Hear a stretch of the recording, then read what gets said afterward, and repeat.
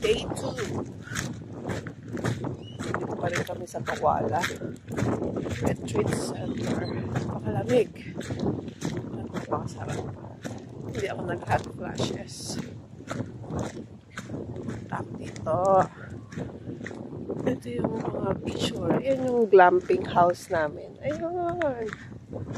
Oh, nasa glamping kami.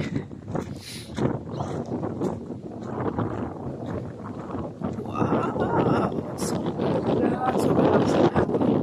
Kaya pala ako pinagawa ng roomers, ah. Yan pa pala kalakas. Here. Let's go here. Matalagin. There. So, ayan ang view sa umaga.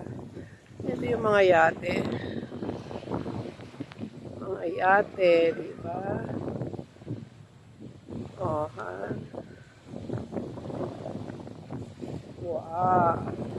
Yan yung view side na yan. Kahapon nag-dinner kami. Ito. Kasi doon kami nag-dinner sa side na yun.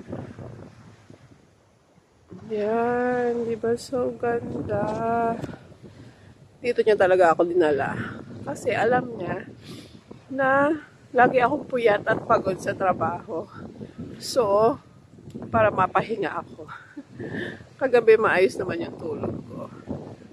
Pagkatapos naman namin magchikahan ng bonggang-bongga, nakatulog naman agad ako paghiga. Parang hindi na ako natapos magdasal. Ayan, ang tree. So, grabe ang lamig. Kawala. No public access. Yan yung mga... Ay,